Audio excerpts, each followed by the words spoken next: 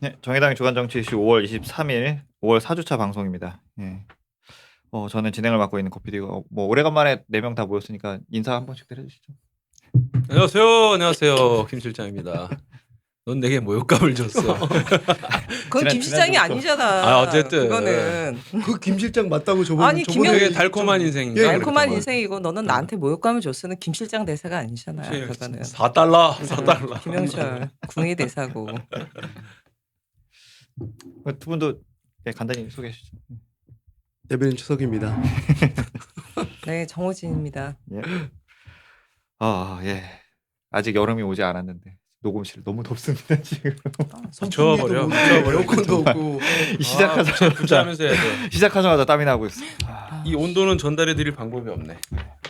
어쨌든 이 녹음실은 이렇게 뜨거운데 국회는 아무 일도 없이 차갑게 쉬고 하고 있는데 오늘 기자들하고 점심 먹고 걸어오는데 예. 그 말씀을 하시더라고. 무슨 주말 같다고 예. 금요일 무슨 오후 같다고 아니 그 근데 말씀하시더라고요. 지금 저렇게 된 게 지금 한 달 내내 저래요. 네. 조용하잖아요 지금. 예, 자유한국당의 이 장애투쟁으로 봐야 될까요? 뭐 장애투쟁 가출해가지고 막. 국회가 열리지 않고 있는 상황입니다. 예. 그리고 그래서 이 상황을 바꿔보고자 이제 새로 이제 선출이 된 원내대표들이 이 호프 미팅을 20일 날 이제 국회 근처 호프집에서 호프 미팅을 했는데 예. 저는 그날 이제 근처에 곱창집에 약속이 있었고 가다가 지나가다 봤는데 저는 그런 생각이 들더라고요. 약간 안에 다른 손님들 있던데 불편하지 않았을까 생각 살짝 들긴 했는데 동원된 사람들 아닐까? 당직자들. 전 그랬으리라고. 굉장히 불편했을 것 같은데. 손님들이 아니라 당직자들. 그리고 이게 보여주기 행사잖아요. 어쨌든 그쵸. 그렇다 보여주는 보니까 시작을 앞에서 했잖아요. 그 호프집 앞에서 마치 이렇게 브리핑 하듯이 이 나란히 이렇게 그 테이블을 두고 이렇게 세 명이 이렇게 나란히 앉아가서 한 잔 짱 하고 들어가던데 좀 그것도 약간 이상했다 이런 생각도 들던데. 그 안에 술 취한 분 있었으면 막 뭐라 하지 않았어. 똑바로 해! 막 이러면서. 예, 일단 뭐 어쨌든 민주당이 먼저 손을 내밀었다고 볼 수 있겠죠. 그런 건데 근데 결과적으로 이제 뭐 나중에 이제 사후 뉴스 나오는 걸 보니까 큰 성과가 있었던 것 같지는 않은데 이 호프 미팅의 성과에 대해서 다들 어떻게 보시는지 좀 말씀 좀 해주시죠. 희망 없는 호프 미팅. 호프니까. 제가 그걸 쓰려고 하다가 안 그랬어요? 사자성어 만들어 왔어요. 뭐야 벌써 와, 네. 뭐 그 저렇게 저기 카메라에 준비까지. 보여주세요. 예. 저렇게 준비까지. 그러나? 아니 뭐 준비 내용이 없기 때문에 이런 거 준비했어요. 지금 내용에 충실하지 않아서. 본분 충실한 말을 해보는 게 뭐냐면 호프 미팅을 실패한 원인이 제가 보니까 국회의원은 원래 국회에서 법을 만드는데 술집에 가면 술을 먹어야 되는데 보니까 500보단 잔이 좀 더 크더라고요. 1000은 아니고 그 잔 3개로 1시간 동안 안주 3개 시켜가지고 버틴 거예요. 술집에 가면 저는 충분히 본분에 충실하게 술을 먹어야 되는데 술을 좀 뭐 많이 먹던가 이러면 좀 더 감정적으로 들어가서 좀 더 좋아질 수 있었는데 맥주 그거 한 잔으로 1시간 동안 있었더라고요. 조심하느라 술을 많이 마시지 않았다 이런 느낌. 그러니까 본분에 충실하는 건 술집에서 술을 먹어야 돼요. 본분에 충실하지 않았어요. 아니 그 뭐 호프 미팅은 제가 보기에는 손 내민 거는 이인영이었지만 예. 그 사실상 이제 거의 남매 수준으로 가까워지고 있는 나경원, 오신환이 뭐 맥주 뭐 잘 사주는 뭐 얘기했다가 결국은 그런 식으로 됐는데 그날은 나경원 존재감 보여주는 자리였어요. 그렇잖아요. 황교안 대표 민폐대장정 나가면서 맨날 민폐대장정. 민폐하고 지금 민폐하고 지금 뭐 민생 괜찮다. 그걸 보는 겁니까? 민폐대장정 하고 있다 보니까 언론의 관심이 다 황교안이에요.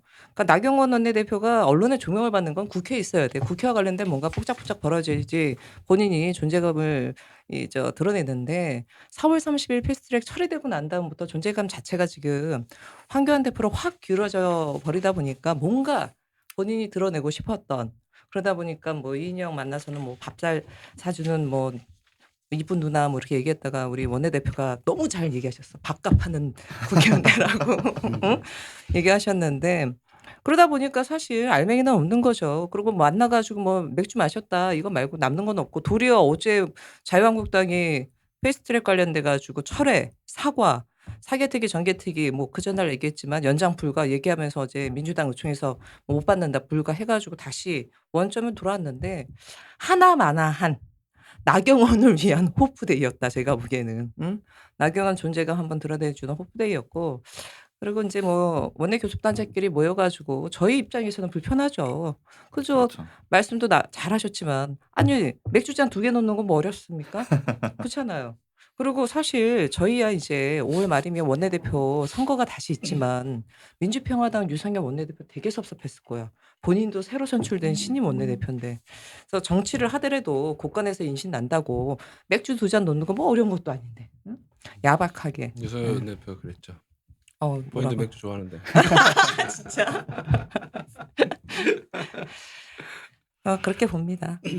실장님은 어떻게 보셨나요? 지금 좀 국회가 뭐 어제 분위기 약간 바뀌긴 했지만 이제 한국당 눈치만 보는 좀 그런 상황이라 원래 이번 주 월요일 날 그 국회의장이 5당 원내대표 불러다가 좀 깔지. 어떻게 이렇게 해보려고 했는데 패싱 당했어. 예, 한국당 나경원 원내대표가 아, 나는 뭐 지방 일정이 있다 이렇게 핑계는 댔지만 실제로는 사보임 그때 의장이 그 바른미래당 사보임 시킨 거 그거 사과하거나 하지 않으면은 자기는 앞으로 안 가겠다 이런 식으로 이제 전달한 거거든요. 그러니까 의장이 하는데도 안 간다 그러니까 오신환 원내대표 안 간다 그러니까 그러면 이게 뭐 큰 의미가 있냐 이런 식으로 해서 이렇게 취소되고 그러니까 되게 열받으셨다고 의장님도 처음에 그래서 윤수아 우리 원내대표도 되게 화가 나셔가지고 나는 그냥 간다 의장실 해서 갔죠. 의장실 갔어요. 근데 저도 잠깐 같이 들어갔는데 의장님이 아 진짜 와줘서 고맙다고 그러시더라고요. 그러면서 처음에 그 얘기가 나왔을 때 그러면 좀 이렇게 취소를 하는 게 어떠냐고 그런 얘기가 있어서 내가 왜 취소를 하냐? 당신들이 안 온 걸로 하자. 당신들이 오기 싫으면 안 온 거다. 그렇게 얘기를 했었다고 그래요. 근데 이제 우리 윤서 원내대표만 화답해서 간 거. 뭐 이런 식인 거고. 물론 이제 말씀은 그렇게 했지만 뭐 사실은 이제 물밑에서는 취소지만 그 국회의장은 그런 정도로 좀 강경하게 반응할 정도인데 근데 여하튼 국회의장이 뭘 하자고 해도 안 되고 이런 상황에서 이제 한국당 눈치만 보는 그런 상황이니까 이거에 좀 제동을 걸어줘야 할 필요가 있는 거죠. 그래서 윤소 원내대표나 유승현 원내대표가 제동은 잘 걸었다고 생각하고 어저께 민주당 의원총회에서도 한국당이 요구하는 뭐 패스트트랙 철회, 사과, 말도 안 유감 되는 이런 거야. 거는 전혀 안 한다고 했으니까 나는 그거 제안했을 때 그걸 예를 들어 민주당이나 우리가 받을 거라고 생각을 합니까?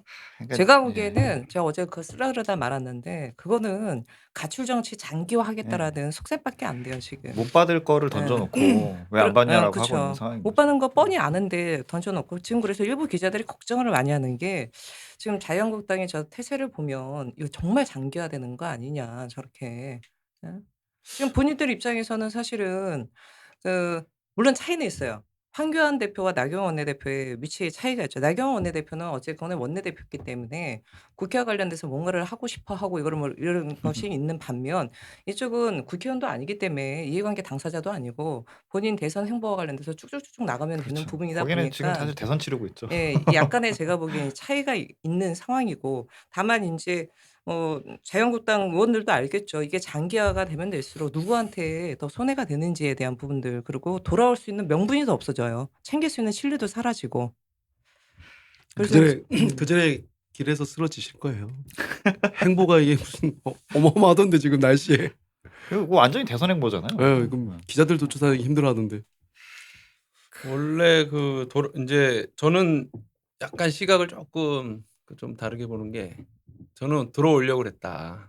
왜냐하면 저거 장기화되면은 어차피 압력은 양쪽으로 받게 돼 있고 그러면 압력이 마치 이런 거잖아요. 이렇게 막 술 먹다가 싸워. 근데 갑자기 누가 벌떡 일어나서 저기 서 있어. 그래서 약간 테이블에서 벗어나서 막 밖에서 뭐라 그래. 그러면 이제 앉아 있는 사람이 뭐 야 너 뭐 그러면 돼 뭐 하는데 그거 구경하던 사람들이 제일 먼저 사람들한테 뭐라 그러겠어요. 그 싸우는 사람들한테 야 너 일단 앉아 여기 들어와서 앉아. 안 앉는 놈이 나쁜 놈이야. 좀 대화 좀 하자 그러는데 네가 사과하기 전까지는 안 앉겠다. 막 이러면은 사람들은 알았어 사과를 하든 뭐 하든 일단 여기 들어와서 앉아. 이게 압박이 될 거라고. 그러니까 왜냐면 자기가 지금 싸우다가 서 있는 꼴이거든. 테이블 옆에 나가가지고 밖에서 막 화를 내고 있는 꼴이기 때문에 명분도 없고 자칫 잘못하면 이 테이블 국회 안에서 예를 들면 이제 심상정 의원 같은 사람이 정개특위 다시 소집합니다. 빨리 들어오세요. 소집 안 하면 안 오시면 이대로 간다. 뭐 할 수 있는 거거든. 그러면 근데 타임을 놓쳤다 그랬잖아. 들어올 타임을 말씀하시기로는. 그걸 무리를 한 것 같아요. 이게 뭐냐면은 그 이인영 원내대표가 이제 호프 미팅을 하면서 무엇을 이제 본인들은 안 했다고 하지만 실제로는 다 했다고 이제 확인되는 게 있잖아요.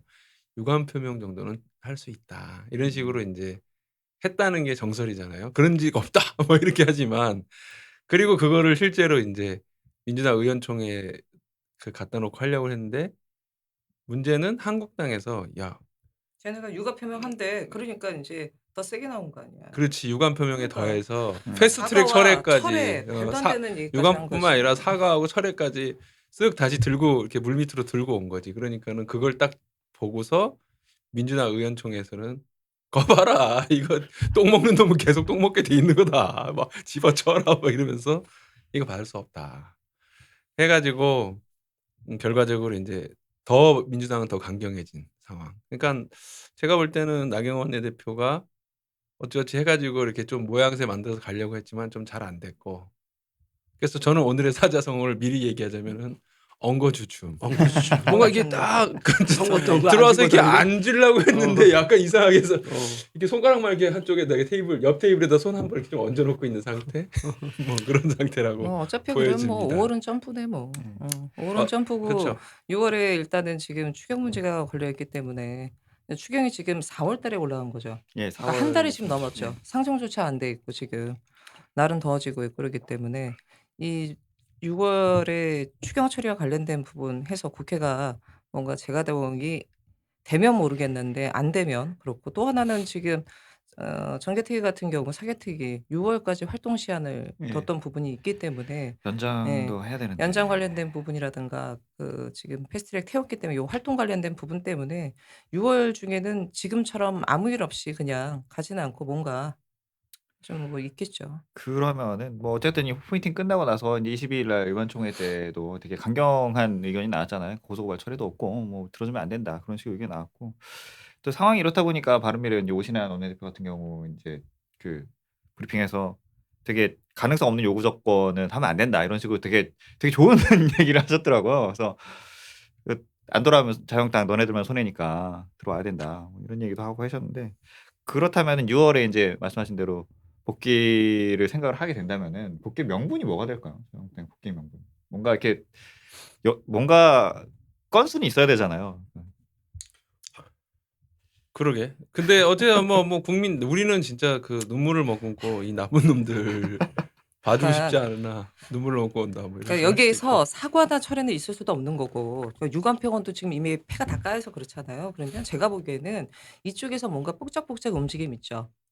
너네를 제외하고라도 이렇게 하겠다. 뭐 예를 들어 아까 전에 얘기했듯이 정개특위 지금 활동시한 연장 관련된 부분이든 뭐든 이런 부분 관련돼 가지고 뭔가 더 이상 우리가 기다렸는데 안 오니까 우리끼리라도 합시다라고 뭔가 움직임이 있으면 제가 보기에는 저들의 저러한 이런 것들을 막기 위해서 뭐 독재를 막기 위해서 우리가 다시 뭐 들어가겠습니다. 뭐 이런 정도 되지 않을까요? 명분이 좀 약하니까 황교안 대표가 쓰러지실 거예요.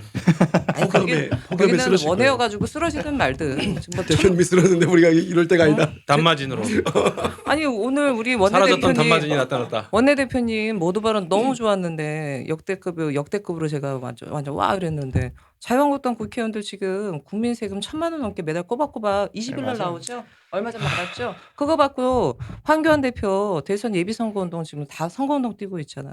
그러니까 이게 그거 제가 초안 잡은 건데. 아 그래요? 그러니까 알고서 얘기한 거지.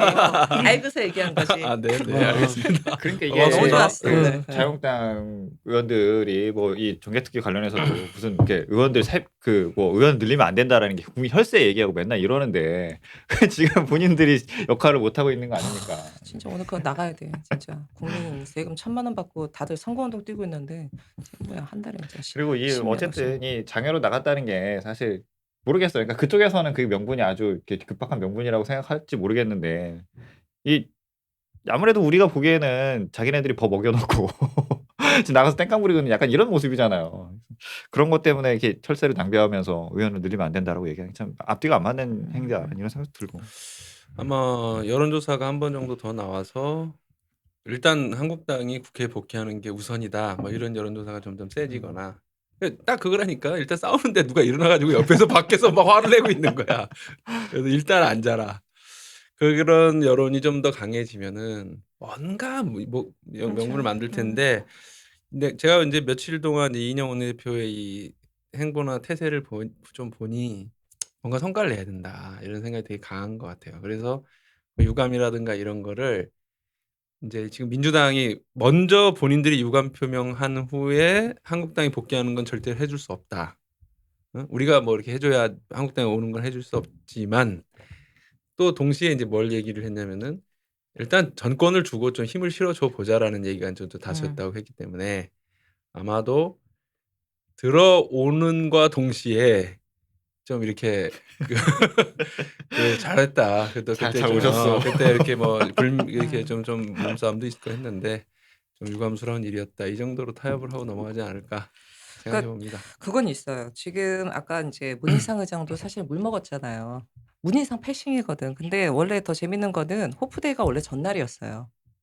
원래 예고됐던 날은 일요일이었는데 음. 이래저런 이유로 바꿔서 저 어떤 기자 나한테 "이거 다 기획된 거다.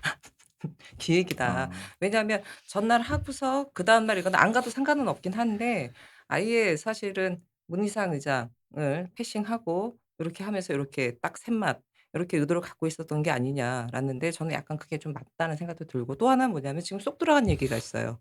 국회 정상화를 하려고 청와대가 두 가지를 던졌죠.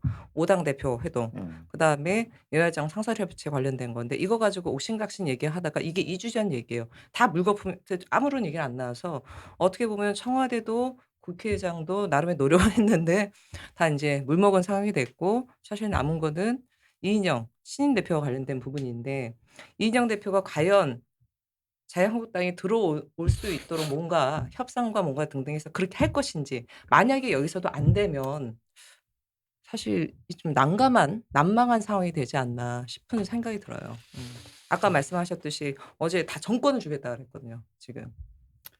네, 뭐 조속히 국회가 좀 돌아가야 될 것 같은데 뭐 그 이후에는 이제 추경 논의도 있습니다. 일단 말씀도 하셨지만은 그래서 이번에 추경 규모는 6조 7천인데 이게 인제 큰 규모로 보기는 어렵죠. 그러니까 좀 어렵죠. 예.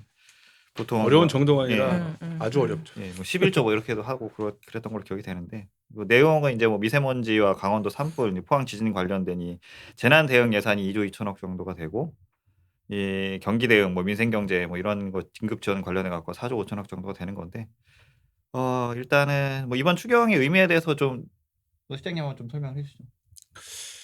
이 뭐 대부분 아실 테지만 추경이 뭔지 좀 말씀을 드리면은 원래 1년 예산은 연말에 본 예산을 짜지 않습니까? 근데 인제 그렇게 따라서 인제 집행을 하면은 뭐 되는 건데 어쩌다 보면 인제 세금이 좀 많이 거치고 그다음에 인제 이제 국채를 발행할 수 있는 여력이 돼서 국채를 발행해서 음. 돈을 마련할 수 있는 때에 그런 게 가능해지는 때 그렇다고 무조건 추경하는 건 아니고 이 국가재정법에 보면은 뭐 전쟁이나 대규모 재해 이런 거는 뭐 이번에 고성 산불 같은 거 포항 지진 같은 게 해당되겠죠.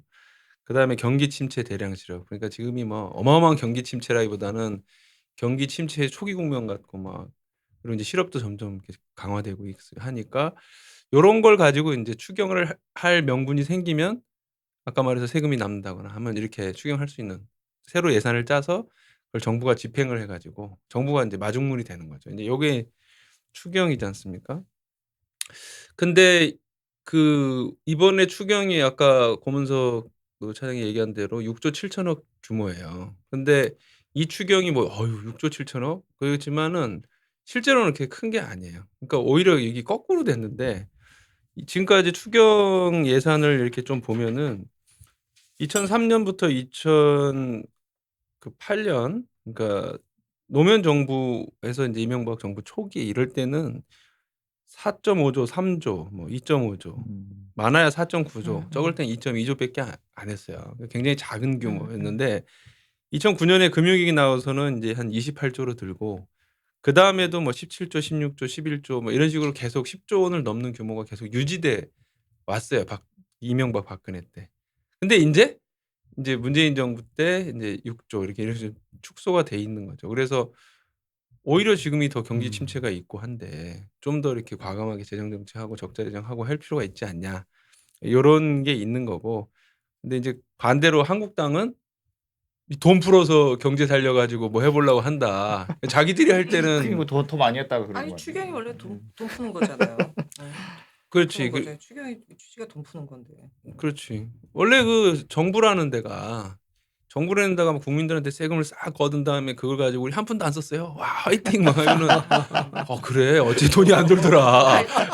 알더라구나. 그런 사람들이 정부가 아니라 은행이야. 은행. 그렇게 하면은 저런 그러니까 마치 동네 최고 부자가 내가 여러분들이 많이 벌어 주셔서 고깔에다가 150석을 쌓아 놨습니다. 근데 너네들에겐 하나도 안 줄 겁니다. 여러분한테 주지는 좀 곤란하고요. 뭐 이런 거잖아. 그러니까는 물론 이게 그 보수파에서는 뭐 미래 재정이 나갈 걸 대비해서 지금 좀 쌓아 놓을 필요가 있다 하지만 오히려 지금 그거를 저 효율적으로 집행하고 정부가 능동적으로 쓰면은 경기가 활성화돼서 세수가 더 거치고 이러면서 인제 그 재정 적자를 계속 메꿔 나가는다고 하긴 하거든요. 예. 지금은 뭐 긴축 균형 이런 거보다는 확장 네. 재정 뭐 이런 식으로 가는 게 맞는 것 같고요. 근데 그거는 있는 것 같아요. 뭐 우리 실장님이 한번 답변해 주셔도 될 것 같은데 추경이 사실은 1-4분기 내에서 이루어진 거는 제 기억으로는 거의 없어요. 그쵸? 네. 추경이 보통 이루어지는 게 9월 이런 맞아요. 때 하반기 때 많이 하반기에. 이루어졌고 왜냐면 국회 예산 통과했던 게 우리 얼마 안 됐잖아요. 12월 달에 방망이 꽝꽝꽝 하고 우리 쏙 빼놓고서 이제 민주당이랑 자유한국당 더불어 한국당 해 가지고 그때 우리 네. 막 뭐라 그랬었는데 근데 이번엔 제 기억으로는 1-3분기 내에서 추경안이 편성돼서 국회에 온 것은 제 기억으로는 좀 처음인 것 같아서 사실 그거 관련돼서도 좀 꼭 그렇지는 않을 거예요. 이게 우리가 통과시킨 게 항상 이렇게 뭐 9 월이나 8 월이나 이렇게 되는 경우는 있지만 대체로 중간쯤에 이렇게 그 한 6-7 월 정도 네. 되면은 추경이 필요하다. 왜냐면 논의는 6-7월 정도. 세수가 거치는 게 딱 아니 보이니까. 그래서 인제 보통 보면 그 상반기 정도 경과되는데 네. 이건 사실 뭐 1-4분기여 좀 빠르긴 하죠, 가지고 이건. 상대적으로 좀 빠르다. 다만 여기서 인제 예를 들어서 그 고성산불이라든가 이건 예기치 못한 일이 네. 였기 때문에 긴급하게 이런 부분이 필요하다라는 부분에 있어서 고 부분과 관련된 거나 포항 지진 같은 경우는 나름 좀 설득력이 있는 부분이 있는데 한편으로는 그 외 부분과 관련된 거는 사실은 넉 달 전에 아니면 뭐 석 달 전에 이미 좀 편성이 반영이 됐을 수도 있었던 것이 아닌가 이런 좀 의구심이 들더라고요. 그렇죠. 그건 지적할 수 있죠.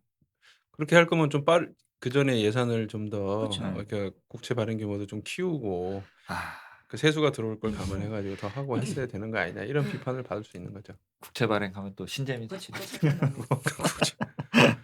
그래서 저는 약간 그 부분이 좀 의심스러웠어요. 4조에 네. 막 아니요 고성산불이나 포항 같은 그거야 경우는 어쩔 수 충분히 할 없이 수 있는 2조는 부분인데. 괜찮은데 네. 4조 자체가 좀 네. 사실 그거 할 거였으면 미리 다 했었어야죠. 그 12월 달 했을 때. 그런 건데.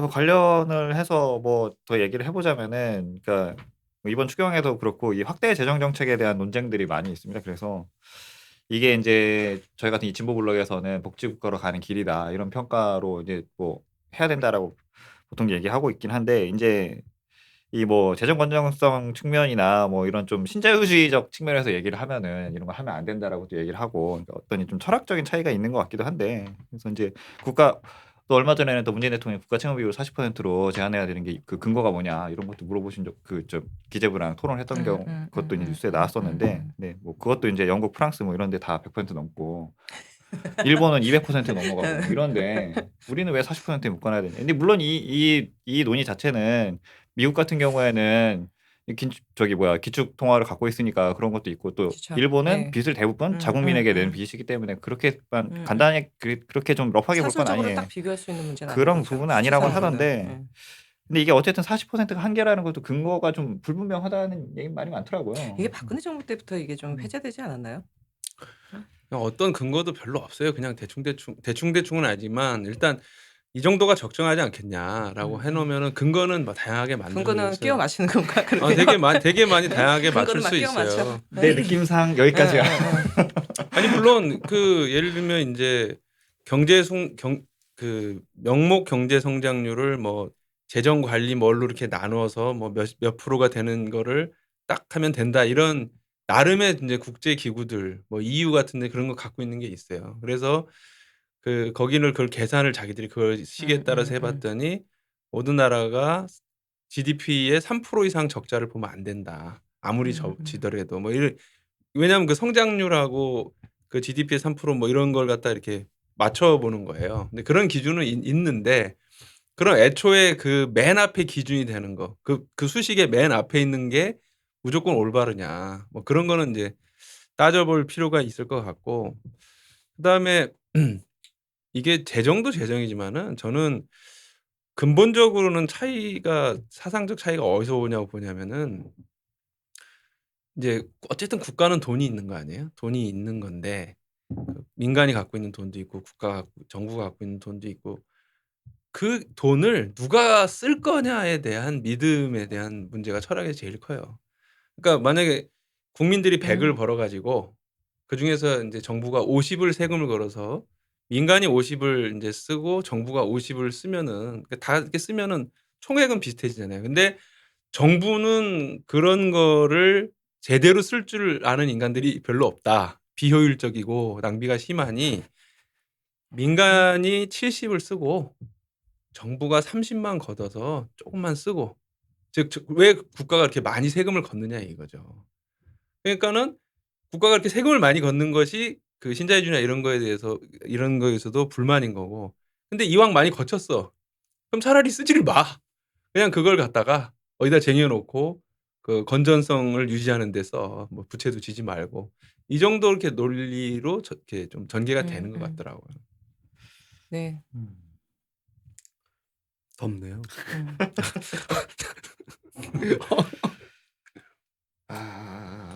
근데 여하튼 우리나라 뭐 국가 채무 비율이 굉장히 낮은 편이니까 누가 그 글을 쓰긴 썼던데 오바마 정부 때는 이제 확대 재정을 하려고 했는데 공화당이 완전히 막 그냥 막아가지고 예산을 그런 걸 막아가지고 그러니까 굉장히 이제 그 국가 재정이 흑자가 났어요. 이거 막 쓰고 싶은데. 근데 그때는 이제 경기가 오히려 좀 더 지금보다는 그렇게 별로 좋지가 않았고 오히려 이제 이 트럼프 이쪽 와가지고는 막 굉장히 적자가 많이 나는데 오히려 경제가 지금 훨씬 더 좋다는 거 아니에요. 그러니까는 물론 뭐 선후차 관계를 좀 따져볼 필요가 있지만 정부가 그러니까 적자를 보는 것이 그렇게 완전한 문제인가? 오히려 경제가 활성화되면 세금도 더 거치고 장기적으로 바람직한 게 많은데. 근데 이게 약간 그 논리랑 비슷한 것 같아요. 세금이라는 게 사실 심리학적인 요소가 크다고 그 세금을 많이 내는 것 자체에 대해서 굉장한 부담이 있는 거잖아요. 근데 사실 그 세금을 낸다고 해서 그것이 남의 사람들한테도 쓰이는 것도 있지만 나한테도 돌아오는 부분이 있는데 말씀하셨듯이 예를 들어서 적자라고 한다면 빚을 낸다. 이건 마이너스다라는 그런 심리적 불안을 주는 거고 흑자면 이게 나한테 안 들어오는 거라도 좋은 거야. 저축하는 것. 이런 식으로 과거부터 계속 좀 이어왔던 이런 논리, 단순한 논리, 심리 이런 게 그대로 좀 적용되는 것 같아요. 예. 예, 제가 보기에도 어떤 이 경제적인 측면 뭐 이런 경제 예, 측면보다는 그런 심리적 측면보다 측면 예, 영역이 더 큰 것 같아요. 그러니까 어떤 뭐 좀 정치적인 부분을 본다면은 그러니까 그 워딩의 문제죠. 그러니까 이게 나라가 빚을 진다고 이거에 대한 그건 무조건 나쁜 거다라고 보게 되고, 그러니까 이게 그렇죠. 이제 이 보수적인 보수 매체들 같은 경우는 매체에서 나라 이제 국가 고달난다. 뭐 공격이 이런 들어오는 거잖아요. 게 국민 혈세 낭비 뭐 이런 식으로 공격이 들어오면은 그런 거에 대해서 좀 국민들 설득해 나가는 게 되게 어려운 과정이 된단 말이에요. 아니 국민들은 진짜 국민 혈세 응? 국민에게 낭비. 아니 국민들은 지금 돈이 안 들어가지고 괜찮다. 경기가 어렵다고 되게 하는데 괜찮다. 나라 국권에 예. 돈 많이 쌓여가지고 예를 들어 조중동 같은 경우는 국민들은 민생 어렵다 그러면서 나라 국간 두둑해져 막 부자 나라 될 수 있어 막 이런 식으로 갈 거 아니에요. 그러니까 이게 국가가 빚을 진다라는 게 꼭 내가 빚을 지는 것 같고 이렇게 느끼게 되는 게 그게 좀 문제인 것 같다는 생각도 그러니까 들고. 그러니까 이 IMF 때 이런 경험도 있어서 IMF 때 이제 나라에 외환이 없으니까 한번 거덜났으니까 돈은 좀 갖고 있어야 된다. 뭐 이런 거 같은데 뭐 외환 갖고 있는 거랑 뭐 그게 채무나 이런 거 좀 굉장히 다른 크다. 거니 국가 채무는 다른 거니까. 그러니까 약간의 국가 재정과 우리 집안 재정과를 일치시키는 경우가 있어. 그게 IMF 영향이 굉장히 큰 것 같다. 외환위기 오고 금모으기 하고 뭐 이러면서 국가가 부도나면 나도 부도난다 이런 식으로 해서 그리고 혼연일치가 됐지 그때. 얼마 전에 있었던 그 신재민 사건 같은 경우에는 또 그런 거 있잖아요. 그러니까 아니 국가가 국민을 상대로 사업하거나 장사하는 이 이 기구가 아닌데 이 수익을 내야 한다라는 측면으로 접근을 하는 것 같단 말이에요. 아무리 봐도 그런 건 정말 이상한 일인데. 균형 재정의 신화지. 네. 균형 재정. 걷는 만큼 써야 한다는 게 균형 재정의 신화인데. 이게 저는 그런 생각이 들더라고요. 복지국가를 오히려 좀 부각을 시키는 게 더 낫지 않을까. 복지국가로 가는 길이 이 길이다. 이런 걸 좀 국민들에게 설득을 해야 되는 게 아닌가. 복지국가가 뭔가에 대해 설득을 하고 그런 측면이 있지 않을까 그런 생각이 드는데. 네. 이게 너무 어려운 얘기를 사실 깊게 들어가기는 어렵고. 다음번에 뭐 추경 이제 뭐 또 논란 네, 될 때 어머나 한번 그러니까. 좀 얘기하던가. 사실은 저는 MMT라고 그게 약자 뭐였죠? 현대통화이론이었나? 모던 머니터리 시어리. 그런 미국에서 이제 그런 논의까지 있는데 그게 되게 러프하고 간단히 생각하게 되면은 그냥 거기는 기축통화국가이기도 하니까 돈을 그냥 국가는 빚을 지지 않는다. 그러니까 돈을 찍어 그냥 뿌려라. 그리고 인플레이션이 오면 커더라. 세금으로. 이 논리인데 이런 말까지 나올 정도로 이제 확대 재정에 대한 이 논의들이 많이 커지고 있는 상황인데 우리나라는 너무 좀 소극적인 게 아닌가 이런 생각이 들더라고요. 문재인 정부에서도 좀 전향적으로 생각할 필요가 있지 않을까 네. 생각이 들고. 어쨌든 그렇게 좀 이번 주의 얘기는 좀 이렇게 좀 정리를 해보도록 하고 사실 또 마지막으로 좀 말씀드려야 될 거는 그 전에 사자성어를 이미 하셨네. 우리 정호진 대변인만 나 사자성어하면 돼요. 얼토당토.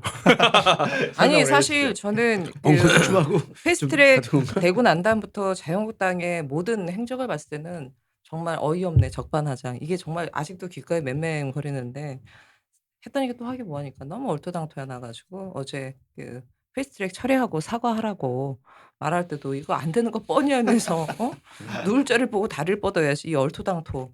더군다나 5.18 때 문재인 대통령의 독재자의 후예 얘기했는데 콕 찍어서 얘기한 거 아니잖아요. 독재자의 후예자가 아니라면 뭐 이렇게 얘기했는데 막 발끈해가지고 도둑이 제발저리는 얘기지. 갑자기 또 남노당의 후예까지 나오고 정말 얼토당토. 얼토당토 한자예요 혹시? 아닌 것 같은데. 아니 한자는 아니겠구나. 얼토당토. 그리고 뭐 도대체는 한자야. 뭐 오늘도 좀 크게 이슈가 됐지만 강유상 의원이 한미 정상회담 외교관 통해 가지고 대화 내용 입수해 가지고 난리가 났는데 이거 상급 국가기밀인데다가 외교 기밀 누설이고 좀 심각한 사안인데 나경원 원내대표가 이거를 두둔한다고 한 얘기가 국민 알 권리 공익 제보래요. 그래서 야 그렇게 국민 알 권리 100번 양보해서 국민 알 권리면 왜 이명박 박근혜 정부 당시에 정상회담 내용은 왜 공개를 안 했는지. 아니 그리고 이게 정말 공익 제보면요. 오늘부로 전 세계의 간첩들 다 공익 제보자예요. 이렇게 되면. 아니 그게 진짜 얼토당토. 사실 공개한 내용을 봐도 그게 이제 좀 뭐라고 해야 돼? 그걸 국민들에게 이런 되게 중요한 뭐 사실이어서 알린다라는 그런 의도가 아니라 나는 대통령을 망신 주고 싶다라는 의도 아니야. 솔직히 얘기해서. 굴욕 외교했다. 뭐 이런 거고. 그냥 그 의도가 그건데 그게 무슨 뭐 국민의 알 권리에 저는 그거는 진짜 좀 그 강효상 의원 좀 나쁜 사람들하고 진짜 그러니까. 이력을 쭉 봐도 그렇고 진짜. 별로야. 사람이 좀. 정말 아까 이거 녹화 전에도 얘기했지만 영화 내부자들에서 그때, 여러 캐릭터들이 나오잖아요. 그때 누구야? 그때 기자로 나왔었던 백윤식 캐릭터. 그러니까 영화가 정말 실화를 그대로 모티브로 한 게 맞다라는 생각이 많이 들 정도인데 야, 이 양반은 진짜 거의 꾼이구나. 이게 또 한 번이 아니라 지금 두 번이 더 이런 일이 있었으면 이런 거 가지고 정말 별짓 다 했을 거고 이명박근혜 정부 때는 얼마나 더 오죽했겠습니까. 그런 사람을 비례대표로 공천 줬다는 것부터가 우리 사자성어 하나 더 썼는데? 이거 강효상 의원에게 정말 좀 보여주시죠. 네. 본분만가? 네. 국회의원이 분명히 자기 업무상 지득한 사실을 사실 비밀 엄수해야 될 의무도 있는데 이거는 더 나아가서 자기가 누설할 목적으로 수집해서 또 누설도 했고 이거는 국회의원으로서 뭐 본분을 정말 망각한 행동이다. 그렇게 생각이 들어요. 진짜 이거 국가본법 위반. 예, 뭐 국민의 알 권리도 없고. 예, 아니 사실 저는 이 어떤 국회의원의 뭐 이렇게 어떤 뭐 비밀 폭로 이런 걸 얘기하면 사실 저는 노회찬 대표님 생각이 나는데 공익을 위해서거나 국민을 위해서 국가를 위하거나 그거는 정말 공개를 해야 되는 범죄를 공개를 해야 되는 정보였었잖아요. 범죄 폭로죠 그거는. 근데 그런 거를 얘기할 때 국민의 알 권리를 얘기를 하는 거지. 이런 상황을 얘기하면서 국민 알 그렇다 걸 해도 얘기한다는 국익에 거는 반해서는 안 될 예. 텐데 아니 그것도 그러니까 뭐 한도를 가장 넘은 지금 거고. 핫한 게 인제 스노든이잖아요. 예. 스노든 관련된 부분이고 물론 인제 약간의 논란이 여져 있는 부분이 있지만 이거 자체가 사실은 심각한 국익을 저해했다기보다는 CIA가 국가 기관이 국가 권력을 가지고 어떤 식의 지금 네. 범죄 행위를 벌이는가에 대한 부분들이 드러나는 부분이 있는 거잖아요. 근데 이거는 무슨 대화를 했는데 뭐 대통령이 저자세 외교를 했다느니 뭐 말 그대로 흠집내는 꼬투리 잡기에서 뭔가를 하는데 그러니까 구체적으로 그날 무슨 내용인지는 전 잘은 모르겠는데 그 워낙 한미 정상회담에서 다뤘던 내용에서 한국을 다시 방문해 달라 등등 이 모든 부분들이 지금 한반도 프로세스와 관련된 부분이지 않습니까? 한반도 평화 비핵화 관련된 부분이면 자세한 내용은 모르겠지만 그거를 이루기 위한 것이라면 저는 대한민국 대통령이 구력 외교를 하든 저자세 외교를 하든 그걸 이루기 위해서라면 저는 할 수 있다고 봅니다. 근데 뭐 이거는 그냥 흠집 하나 내려고 예. 꼬투리 잡고 이것저것 불법 행위까지 저지르면서 이거를 국민 알 권리 공익 제보라고 하니까 진짜 얼토당토 않죠. 아니 그냥 정말 그냥 대통령 망신주의 하려고 한 것 같고 그걸 무슨 국민 알 권리 참 어이가 없습니다 진짜. 이 그거 공개한 시점이 언제죠? 9 일, 5월 9일 날 그 강효상 의원이 기자회견을 한 거였죠. 근데 다만 인제 그 뭐 저는 뭐 그것까지 꼬투리 잡고 싶은 생각은 없는데 청와대가 "그런 건 사실 무근이다."라고 그때 인제 고민정 대변인이 얘기를 했다가 청와대 내에서 인제 외교부는 같이 내부 사찰을 진행한 거죠. 하고서 드러난 거죠. 아니 이게 저는 한 번이 아니라 그 그 이전에도 2번씩 이런 일이 있었다 그 이래서. 뉴스를 보면서도 강효상 의원이 요구를 했다고 그걸 낼름 내준 그 음. 외교부 그 관리들도 참 이게 좀 너무한 거 아닌가. 미 대사관에 근무하는 예. 외교관이라면서요. 고등학교 후배. 선배가 얘기한다고 그 낼름 내주는 것도 참. 진짜. 아니 그 양국의 대통령이 그렇게 그 고등학교 무슨 고등학교예요? 나 어디서 봤는데. 해병고등학교 아니에요? 해병고등학교. 그 분이 그 교훈이 좀 이상한 거 아니야? 몇 그거? 개야 몇 해야 그래갖고 그 학교에서 아니에요? 빨리 이렇게 성명서 내야지. 우리는 그렇게 가르치지 않았다. 네, 어쨌든 오늘 방송을 마무리하기 전에 또 제가 말씀드릴 게 한 가지 있습니다. 오늘이 5월 23일인데 오늘이 노무현 대통령 10주기입니다. 저도 벌써 10년이 됐나 이런 생각도 들고 생생하거든요. 사실 저는 그날의 기억이. 그 돌아가시고 10년 동안 사실 세상이 거꾸로 가는 이 경험도 했는데 어쨌든 오늘부터는 더 나은 세상으로 가는 이 도약의 출발점이 됐으면 좋겠다 이런 생각이 들어서 말씀을 드리고요. 뭐 네. 클로징 한마디씩 해주시죠.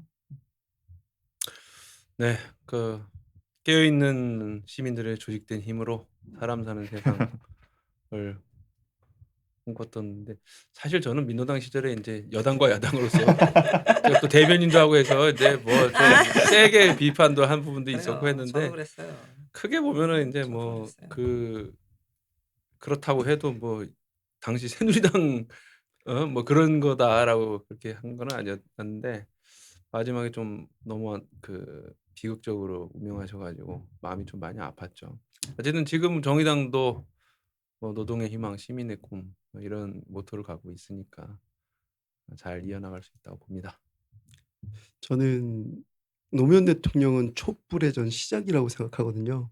그리고 지금 촛불 정부가 됐는데 촛불 정부에는 그는 없지만 아직까지 노무현의 가치는 충분히 성장하고 있다. 예, 살아있고 그런 생각이 들어요. 조현 대변인 뭐. 한 말씀 해주시죠. 저도 그때 당시에 뭐 다들 뭐 자기 고백 뜻을 같이 하는 입장은 아니었지만 특히 뭐 저는 이제 그때 한미 FTA 당시에 그때 청와대 앞에서 농성할 때 계속 거기 있고 그때 당시에 이제 대통령 만나겠다 했는데 대통령은 안 나오시고 비서실장이 나왔는데 비서실장이 나왔다고 그것 때문에 그거 가지고 화내고 그랬어요. 근데 나중에 그분이 대통령이 될지 그때 꿈에도 생각 못했어요. 그쵸. 그러니까 그때 그랬구나. 예. 글쎄 뭐 여러 가지 평가가 있을 수 있을 것 같은데 그런 건 있는 것 같아요. 어제 이제 유시민 작가 어머님 뭐 별세 때문에 그런 생각도 좀 들었는데 모든 인간이 돈이 많고 적금을 떠나서 권력이 있고 없음을 떠나서 지금 행복하냐 안 하냐를 다 떠나서 모든 인간이 주어진 공통적인 건 딱 하나 있는 것 같아요. 모두가 다 예외 없이 죽는다라는. 그 부분에 있어서는 모든 인간이 살아있는 모든 인간에게 다 동일하게 부여된 부분인 것 같은데 예고된 질병이나 등등 때문에 예고된 죽음도 굉장히 슬프고 아프지만 그 예견되지 않은 죽음 자체는 여전히 많은 분들에게 아픔도 있고 슬픔도 있고 더 큰 연민, 더 큰 회한 뭐 이런 걸 불러일으키는 것 같아요. 저희도 뭐 사실 경험했던 사람이고 10년 전에 인제 노무현 대통령이 그런 일이 있었는데 여러 가지 평가가 있을 수 있을 것 같아요. 근데 저는 개인적으로 이렇게 딱 돌이켜 봤을 때 정말 굉장히 시대를 앞서간 아 현실주의자였던 것 같아요. 그리고 특히 본인의 이상과 정치형에서 이상과 현실 사이의 그 괴리에 대한 고통이 굉장히 컸을 것 같다라는 지금 돌이켜 봤을 때 그런 생각이 들더라고요. 그런 정치인이 앞으로 대한민국에 많이 나와야 되는데 많이 나올 것 같지는 않습니다. 네, 뭐 그러면은 오늘 방송은 이렇게 마치도록 하고 뭐 예. 그 유시민 작가가 얘기했던 것 같기도 하고 제가 기억이 좀 가물가물하긴 한데 그 지금까지 이제 살아계셨을 때 노무현의 공이나 관할 이런 거는 다 민주당이 다 가져가라. 우리는 이제 부채는 우리가 예. 가져가겠다. 우리는 이제 이루지 못한 것에 음. 대해서 나아가는 길로 가겠다. 뭐 이런 얘기가 있었던 것 같아요. 그래서 그런 생각도 나고 해서 한번 말씀드려봤습니다. 예, 그러면은 방송 여기까지 하도록 하겠습니다. 예, 감사합니다. 수고하셨습니다. 네, 수고하셨습니다. 수고하셨습니다.